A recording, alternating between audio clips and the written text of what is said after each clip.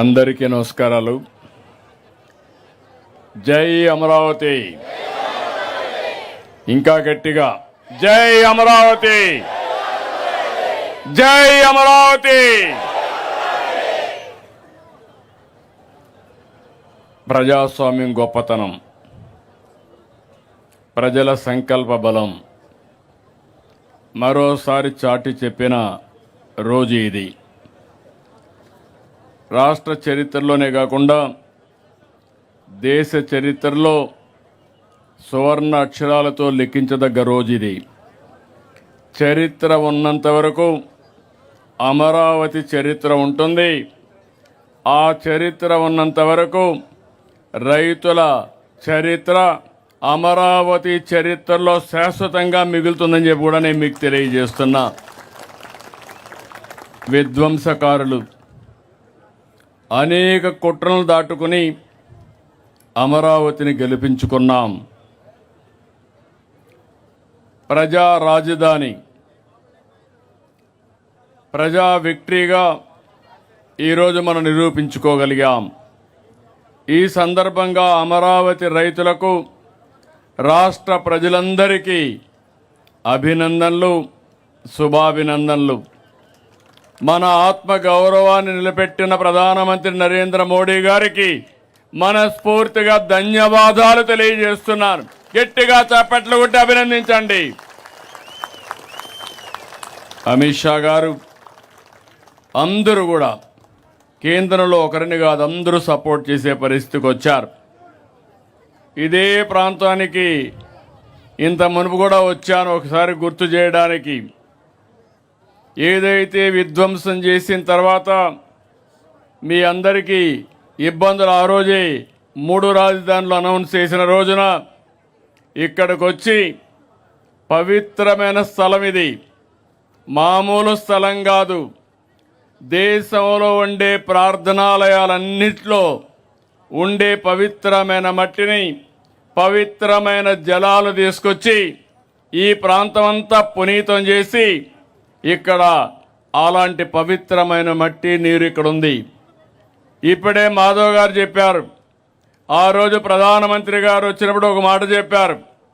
నేను సాక్షాత్ పార్లమెంటు సాక్షిగా పార్లమెంటు దగ్గరుండే పవిత్రమైన మట్టిని, యమునా నది జలాలను ఇక్కడ తీసుకొచ్చాను.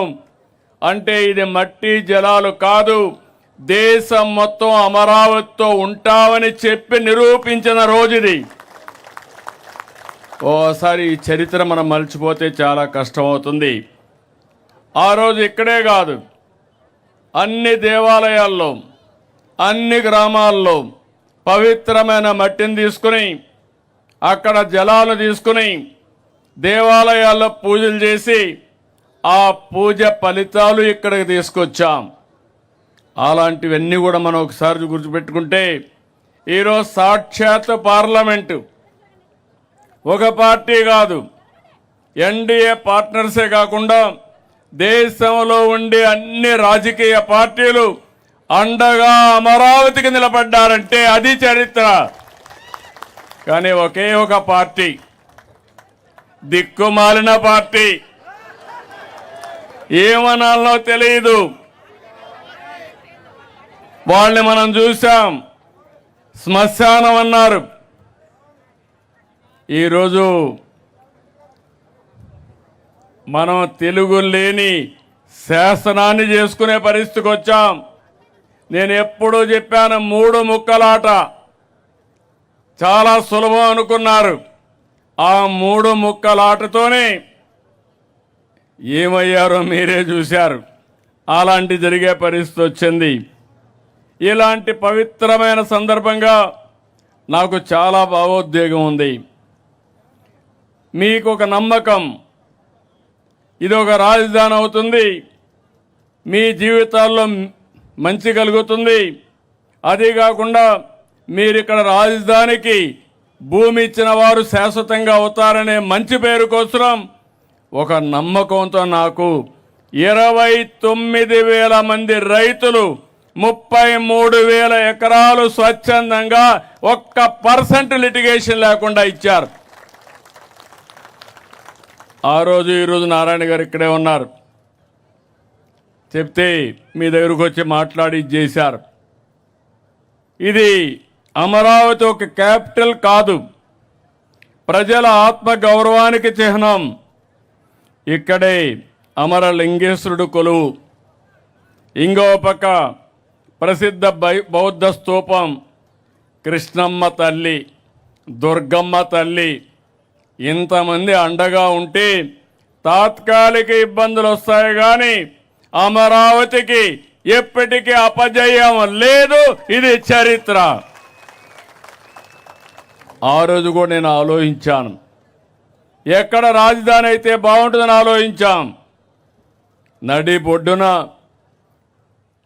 ఒక పక్క దక్షిణ ఆంధ్రప్రదేశ్, ఉత్తర ఆంధ్రప్రదేశ్ రెండు మధ్యలో 12 పార్లమెంట్లు వస్తే రెండు మధ్యలో వచ్చిన పార్లమెంట్ 13వ పార్లమెంట్ ఇది. 33,000 ఎకరాల భూమి, 29 గ్రామాల రైతాంగం. ఆ రోజు ఈరోజు చూస్తున్నాను మీలో ఐకమత్యం. ఈరోజు మనం గెలిచామంటే ఆ ఐకమత్యమే కారణం. అలాంటి ఈ రైతాంగాన్ని, రైతు కూలీలను అభినందిస్తున్నా. 58 రోజుల్లో మొత్తం కలిసి 54,000 ఎకరాలు పూలు చేయగలిగాం. 2019 యామారాం, చీకటి రోజులు ప్రారంభమైనాయి. 3 రాజధానులు, ఇక్కడిని ప్రజావేదికతో విధ్వంసం ప్రారంభమైంది. మా ఆడబిడ్డలను చూశా. చరిత్రలో వీర వనితల గురించి చదువుకున్నాం కానీ ఒక రాణి రుద్రమదేవిని ఇలాంటి వీర వనితల గురించి చదువుకున్నాం కానీ నిజమైన అమరావతి చరిత్రలో మీ ప్రతాపాన్ని చూపించారు, మీ పట్టుదల చూపించారు. నా జీవితంలో ఎప్పుడూ మర్చిపోలేను. ఎన్ని అవమానాలు పడ్డారు నేను చూశా మిమ్మల్ని. ఆ రోజు నేను మా మిస్సెస్ వస్తే, భువనేశ్వర్ గారు వస్తే, మీ యొక్క ఆవేదన చూసి, మీరు చేసిన త్యాగం చూసి ఉన్న పళంగా నాకు కూడా చెప్పలేదు. 2 గాజులుంటే తీసి మీ ఉద్యమానికి సంఘీభావంగా ఇచ్చారు. వారొక్కరే కాదు, చాలామంది ముందుకు వచ్చారు. ఎక్కడెక్కడో ఉండే ఎన్ఆర్ఐస్ ముందుకు వచ్చారు. ఆ రోజు చాలా సమస్యలు వచ్చాయి. ఒక పక్క రైతాంగం భూములు ఇచ్చేశారు, మీకు వ్యవసాయం లేదు, ఆదాయం లేదు, మీకు వచ్చే కవులు కూడా ఇవ్వలేదు. మీరు లీగల్గా పోరాడాలంటే చాలా కష్టం. ఒక పక్క ఉద్యమం, ఒక పక్క జీవనోపాధి, ఇంకో పక్క ఖర్చులు. ఇవన్నీ చూసినప్పుడు చాలా బాధేస్తే నా దగ్గర కూడా ఆ రోజు డబ్బులు లేవు. ఎన్నో సంవత్సరాలు పార్టీని రన్ చేశాను కానీ డబ్బులు లేకపోతే ఎంత ఖర్చు పెట్టాలని నేను కూడా ఖర్చు పెట్టి కడాల జోలి బట్టి వసూలు చేసి స్ఫూర్తిదాయకంగా మీకు అందించాం ఉద్యమానికి. పవన్ కళ్యాణ్ గారిని చూశాను, ముళ్ళ కంచెలేస్తే ముళ్ళ కంచెల్ని ఛేదించుకొని మీరేమన్నా చేయమని మీ దగ్గరకు వచ్చి సంఘీభావాన్ని తెలియజేశారు. బీజేపీ నాయకులను చూశాను, వాళ్ళు అదే మరిగా వచ్చి సంఘీభావాన్ని తెలియజేశారు. ఇప్పుడు కూడా జ్ఞాపకం, న్యాయస్థానం దేవస్థానం, అమరావతి నుంచి అరసువెల్లి వరకు మీ పాదయాత్ర మధ్యలో మీరు ఆపేసే పరిస్థితి నేనే సజెస్ట్ చేశాను. వద్దు, ఇంకా పోవద్దండి, ఈ దుర్మార్గులు ఏం చేస్తారో తెలియదు, మర్యాదగా ఈరోజు ఒక అడుగు తగ్గదాం, రాబోయే రోజుల్లో 10 అడుగు సింహాల మారిగా ముందుకు పోదామని చెప్పా. అది ఈరోజు చూపించాం. అయితే 1631 రోజులు నేను ఒకటే చెప్తున్నా, చరిత్ర పుటలో మీ చరిత్ర కూడా ఉండాలి, మీ త్యాగాలు కూడా ఉండాలి. ల్యాండ్ పూలింగ్ ఇవ్వడం ప్రపంచంలోనే ఎక్కడా లేని స్ఫూర్తి. అలాంటి రాజధాని రాలేనప్పుడు వీరోచితంగా పోరాడి సాధించుకున్న స్ఫూర్తి ఒక్క అమరావతి చరిత్రకే ఉంటుంది. దీంట్లో అనుమానం లేదు. మూడు ముక్కలాట చూసిన తర్వాత 2024 ఏకపక్షంగా ఎన్నికలు జరిగాయి. 94% స్ట్రైక్ రేట్ వచ్చింది. గెలిపించిన తర్వాత బాధ్యత పెరిగింది. మళ్ళీ మొదటికొచ్చాం.